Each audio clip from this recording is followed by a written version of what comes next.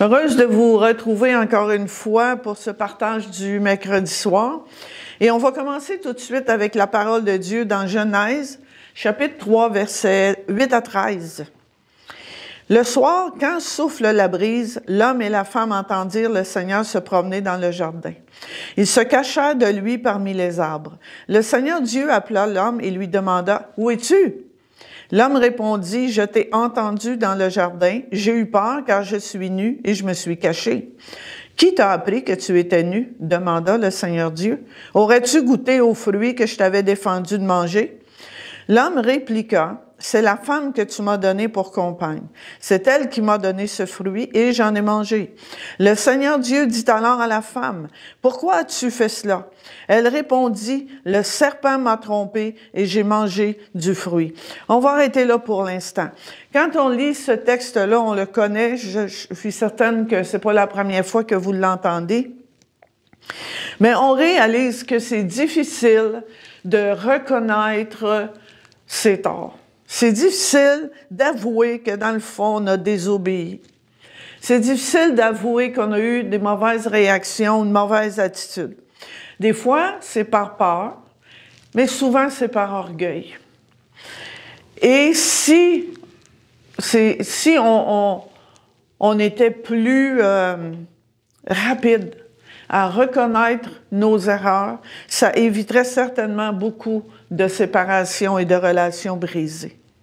Vous savez, ça prend de l'humilité, ça prend même du courage parfois pour admettre nos torts. Ça, c'est dans l'être humain. Puis cette phrase-là, on l'entend souvent, puis je pense on la prend à la légère, tu sais, un peu en riant. Quand Adam dit à Dieu, « Ben, c'est la femme que tu m'as donnée. » C'est sa faute à elle. Mais malheureusement, parfois, c'est l'attitude qu'on a. Ben, c'est un tel, c'est une telle, c'est telle personne. Puis, vous savez, on peut réussir à se cacher des hommes, mais on ne peut pas se cacher de Dieu, comme Adam et Ève, ils ont essayé de le faire. Ils ont essayé de se cacher de Dieu. Où est-ce que je veux en venir avec ce texte-là? On va lire Romains 14, 10, 12. « Mais toi, pourquoi juges-tu ton frère? Et toi, pourquoi méprises-tu ton frère? Nous aurons tous à nous présenter devant Dieu pour être jugés par lui. Car l'Écriture déclare, « Moi, le Seigneur vivant, je l'affirme, tous les humains se mettront à genoux devant moi et tous célébreront la gloire de Dieu. » Ainsi, le verset 12, « Ainsi, chacun de nous, ça veut dire toi et moi, chacun de nous, devra rendre compte à Dieu pour soi-même. » Rendre compte à qui? À Dieu, pour soi-même. Dans la vie, là, il y a des injustices. Des fois, on est accusé faussement. Des fois, il y a des gens qui payent pour les vrais coupables. Ils payent à la place, ils sont punis à la place des vrais coupables. Et ça, on voit ça régulièrement dans notre monde. Mais avec Dieu, c'est pas comme ça que ça marche. Dieu, lui, c'est un Dieu qui est juste, premièrement. Et toi et moi, on est les enfants de Dieu. Puis Dieu, il nous a laissé quoi? Sa parole. Afin qu'on sache comment se conduire dans chacune situation, dans chaque situation, dans chaque circonstance. Vous pouvez aller lire dans Matthieu les chapitres sur le sermon à la montagne. Sur la montagne. La Bible nous enseigne ce qui plaît à Dieu et ce qui déplaît à Dieu. Mais il y a une chose qui est certaine, et on le retrouve dans la parole, ce qui plaît à Dieu, c'est notre obéissance. L'obéissance à sa parole, c'est très important pour Dieu. Dans Colossiens 3, 12, 14, ça nous dit « Dieu vous a choisi Il veut que vous soyez à lui et il vous aime. C'est très important de saisir, de comprendre, de croire que Dieu t'aime, que Dieu m'aime et que tout ce que Dieu nous demande de faire dans sa parole, c'est pour notre bien. C'est pour notre transformation, c'est pour qu'on grandisse. Alors, ça dit donc, faites-vous un cœur plein de tendresse et de pitié, un cœur simple, doux, patient. Supportez-vous les uns les autres et pardonnez-vous si quelqu'un a un reproche à faire à un autre. Le Seigneur vous a pardonné. Agissez comme lui. Et surtout, aimez-vous. L'amour est le lien qui unit parfaitement. Aimez-vous. Parfois, ça nous arrive tous. Ça nous arrive tous à un moment donné. Je suis blessée. Je suis frustrée. Je suis fâchée parce que j'ai été traitée injustement. Puis, des fois, on se dit, ah, mais je méritais pas ça. Quelqu'un qui a parlé mal de moi, il y a quelqu'un qui me fait du tort, etc., etc. Ça finit plus. Toutes sortes de situations qu'on vit. On va dire, les choses ne devraient pas arriver comme ça parmi les enfants de Dieu, mais elles arrivent, ces choses-là. Parce que nous sommes des êtres humains, rachetés, pardonnés, mais pas encore rendus à la perfection. Alors, ces choses-là que je viens de mentionner, elles vont continuer d'arriver, même parmi les enfants de Dieu. Et nous sommes des êtres relationnels. On est appelés à vivre en relation. Nous vivons en société, nous vivons en communauté. Fait que c'est certain que dans les relations, il arrive des choses où ce que je vais être fâchée, où ce que je vais être blessée profondément. Je vais être trahie. Je vais être frustrée. Puis parfois, j'ai raison. Puis c'est sûr qu'il y a quelqu'un d'autre qui est impliqué. Moi, je demeure seule, puis c'est rare que je me chicane seule. Des fois, je suis frustrée là, de certaines choses, là, mais ça va être rare que je me chicane toute seule. Il y a toujours d'autres personnes qui sont impliquées. Puis ça se peut que sur le coup, quand ces choses-là arrivent, ça se peut que je réagisse mal. Ça se peut que mes réactions sont pas bonnes. Ça se peut que mon attitude n'est pas bonne. Mais c'est ce que je fais après. Quelle est mon attitude ensuite face à l'offense? Comment est-ce que je vais réagir? Est-ce que je vais réagir venge-toi, œil pour œil, dent pour dent? Non, Dieu dit que c'est à lui la vengeance. C'est à lui qu'on doit remettre nos situations et non se venger nous-mêmes. Ah, tu vas dire, est-ce que c'est facile? Oh non, c'est pas facile. C'est même difficile. Puis parfois, quand on est profondément blessé, on veut même pas. En quelque part en nous, on veut se faire justice. En quelque part en nous, on veut se venger. Mais c'est pas ce que Dieu nous demande en tant qu'enfants de Dieu.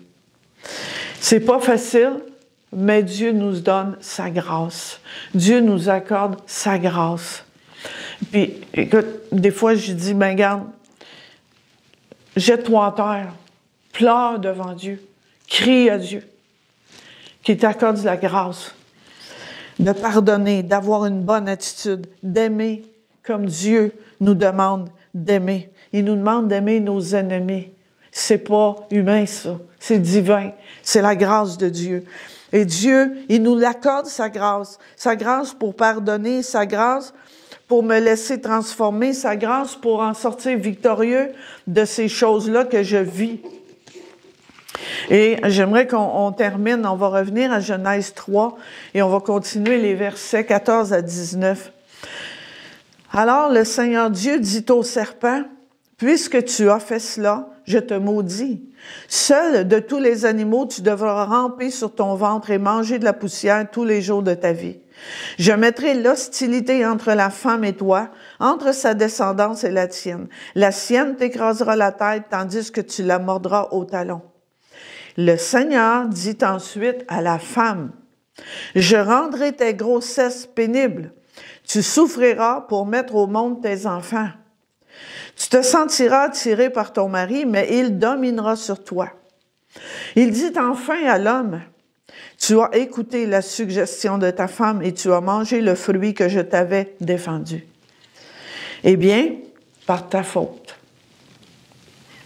le sol est maintenant maudit. Tu auras beaucoup de peine à en tirer ta nourriture pendant toute ta vie. Il produira pour toi épines et chardons. Tu devras manger ce qui pousse dans les champs. Tu gagneras ton pain à la sueur de ton front, jusqu'à ce que tu retournes à la terre dont tu as été tiré. Car tu es fait de poussière et tu retourneras à la poussière. » Chacun va rendre compte à Dieu pour lui-même. Ici, Ève, elle a désobéi. Bon, c'est le serpent qui m'a trompé. Puis Adam, lui, c'est la femme que tu m'as donnée. Ni l'un ni l'autre a reconnu sa désobéissance. Mais Dieu a fait affaire avec la femme, Ève, et Dieu ensuite a fait affaire avec l'homme. Chacun avait péché. Chacun avait désobéi à Dieu. Et Dieu dit à Adam, par ta faute, c'est toi qui as désobéi. Chacun rendra compte à Dieu pour lui-même. Vous savez, peu importe ce que les autres nous font, notre relation avec Dieu, elle est personnelle. Et dans ces situations-là, faut se placer devant Dieu. Qu'est-ce que Dieu me demande à moi?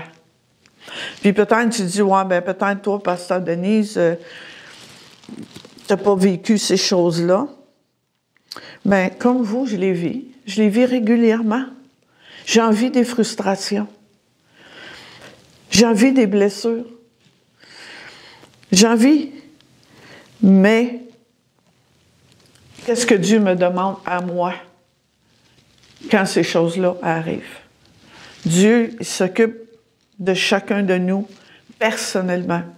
Alors, qu'est-ce que Dieu me demande à moi dans cette situation-là? De pardonner, d'avoir une bonne attitude, de prier pour la personne qui m'a blessé, que j'ai raison ou pas raison. C'est pas ce que Dieu me demande. Et je souhaite de tout mon cœur que ce message puisse vraiment, que tu puisses vraiment le saisir, afin d'être en paix avec Dieu. Et je vais terminer avec le psaume 139 qui dit, « Ô Dieu, regarde au fond de mon cœur et connais-moi. Examine mes pensées et vois mes soucis. Regarde si je suis sur un chemin dangereux et conduis-moi sur ton chemin, ce chemin qui est sûr pour toujours. » Alors laisse Dieu sonder ton cœur. C'est entre toi et lui. Dieu, tu ne peux pas le tromper. Puis Dieu, on ne peut pas se cacher de Dieu. Que le Seigneur Jésus-Christ vous accorde sa grâce. Que Dieu vous témoigne son amour. Et que le Saint-Esprit vous accorde la communion avec lui et vous conduise. C'est ce que je demande pour vous tous. Amen.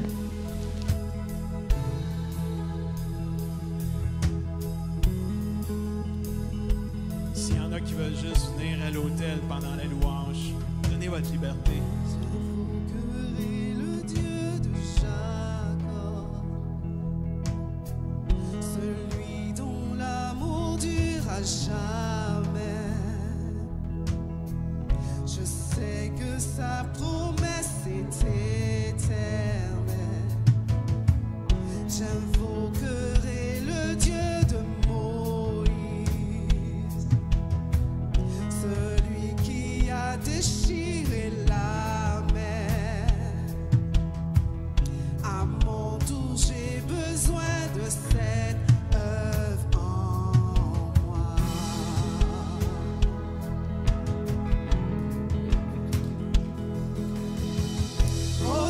j'ai besoin de toi. Mon Dieu, viens agir maintenant. Agis maintenant. Toi le rocher éternel, ta fidélité me soutient. Sur toi je me tiens. Oh, à toi la gloire, Seigneur Jésus. J'invoquerai le Dieu de Marie, dont la faveur repose sur les uns. Je sais qu'en lui plus rien n'est impossible. J'invoquerai le Dieu de ta vie, qui vu du berger un grand guerrier. Goliath n'est plus présent, mais j'ai mes propres géants. Oh Dieu, j'ai besoin de toi. Mon Dieu, viens agir maintenant. Agis maintenant. Toi le rocher éternel, ta fidélité me soutient. Sur toi je me tiens. Proclamez-le, Dieu. Oh Dieu, j'ai besoin de toi. Mon Dieu, viens agir maintenant. Agis maintenant. Toi le rocher éternel, ta fidélité me soutient. Sur toi je me tiens.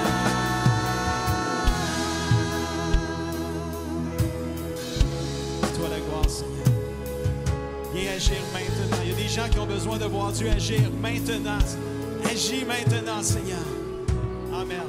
Tu entends tes enfants hier et maintenant. Tu restes le même. Tu restes le même. Tu réponds comme hier aux prières d'aujourd'hui. Tu restes le même. Tu restes le même. Tu as toujours pourvu. Tu pourvoiras encore. Tu restes le même. Tu restes le même. Tu agis puissamment depuis la nuit des temps. Tu restes le même. Tu restes le même. Tu guérissais hier. Tu guéris aujourd'hui. Tu restes le même. Tu restes le même. Sauveur par le passé, sauveur pour mon présent. Tu restes le même. Tu restes le même. Mon Dieu, j'ai besoin de toi. Mon Dieu, viens agir maintenant. Agis maintenant. Toi le rocher, mon Dieu. Toi le rocher éternel, ta fidélité me soutient. Sur toi